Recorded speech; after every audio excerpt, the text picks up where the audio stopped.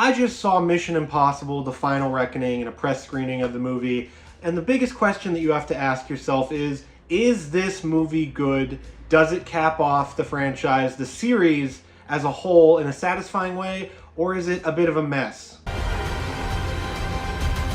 So, Mission Impossible: The Final Reckoning picks up where Mission Impossible: Dead Reckoning Part 1, the longest title in movie history, ends. It ends with Ethan Hunt with the key to the submarine that has the entity's source code. Basically, at the end of Dead Reckoning Part 1, like, the villain wins. Like, the entity wins. Gabriel sort of wins, kind of wins, whatever. We'll get to him later because he's a big part of this movie. The entity is a big part of this movie, but this movie really is all about Tom Cruise and Ethan Hunt. Ethan Hunt has to stop the entity now. He's been on the run. He's been in hiding. The president is looking for him. Everybody on the world is looking for him because the entity is taking over slowly the nuclear arms, the nuclear arsenals of all of the world's major powers, and is threatening to use them once basically they get control. That's what the crux of The Final Reckoning, pardon me, that's what the crux of The Final Reckoning is all about, is trying to race against the clock. Is the entity going to get control of the world's nuclear bombs before Ethan Hunt stops it?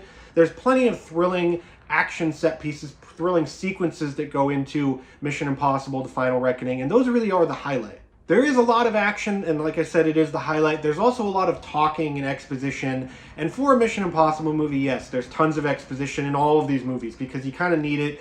There's, you know, the whole thing with this message will self-destruct in 5 seconds. That's exposition. We're getting that. But then there's a lot of otherwise stuff that's just kind of people talking back and forth with really nicely shot scenes from Christopher McQuarrie, the director here. But there's just a lot of it. It's a lot. There's a lot to take in. If I was telling people what they should do before seeing this movie, I would go back and rewatch all of the Mission Impossible movies. And if you haven't seen any of them, you have to, because there's so many callbacks and all of that, all the way back to the first film throughout here. There's some times where they retcon certain things from the series that I know people might be a little bit disappointed about. And it's just a lot to take in, especially for a new audience member, somebody who's just coming in, maybe isn't like a super fan of Mission Impossible. But there's a lot to take in here. So at the very least, rewatch the first one, rewatch Dead Reckoning Part 1 so that you can be ready for The Final Reckoning. There are some crazy stunts here. There's nothing that's on par with the motorcycle jump of the last film, but they all kind of add up together to get to that insane point. Tom Cruise is going around hanging off of planes. He's going through, jumping off of helicopters into the ocean. There's a scene where he's underwater in a pressurized suit going through that is reminiscent of The Abyss, and it is just claustrophobic, and you're sitting there the entire time. I was gripping the rests next to me like super hard during these scenes because they are thrilling, they are tense, there's a lot to them. And that is the best part about The Final Reckoning. Those scenes are amazing. The final 45 minutes as well is just one long extended action set piece. You could say this whole final film really feels like the final act of a movie, whereas it's the final act of the Mission Impossible series. But the bad of Mission Impossible: The Final Reckoning, there's not a whole lot of bad. It depends on what you are as a moviegoer and what you like. But Esai Morales is awful in this film. He is woefully miscast. His villain, Gabriel, is just toothless and is just a sort of snidely whiplash, mustache twirling kind of bad guy. And that really comes down to the fact that the bad guy, the villain, the antagonist in this film, doesn't have a physical form. It's the entity. So it's just kind of this thing that's floating all above us. It's, oh, the entity's taking over nukes. Oh, it's scary. And then there's, you know, this guy that's like, I'm going to take over and control the entity. And so he doesn't really feel like that much of a match, that much of a threat to Ethan Hunt and the team here.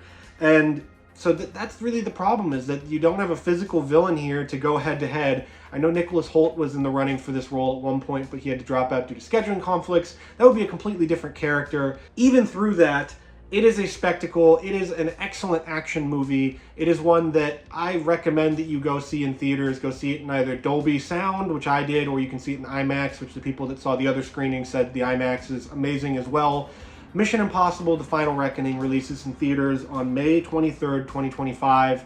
This is just my first reaction to it, so just, you know, go out and see it for yourself. Go see it in theaters. Go get your popcorn. Go celebrate, you know, movie-making magic with Tom Cruise and the Mission Impossible crew. The film is wonderful, besides those sort of things that drag it down a bit. These last two films feel like they aren't up to par with, you know, the best of the Mission Impossible series, but we'll have to see when we get to see it all again in theaters and all of that, and sort of get the whole picture. If you like more things about movies, maybe some movie reviews, some reactions like this one, you can check out this playlist right here, and it's got all of those all in one place for you to watch.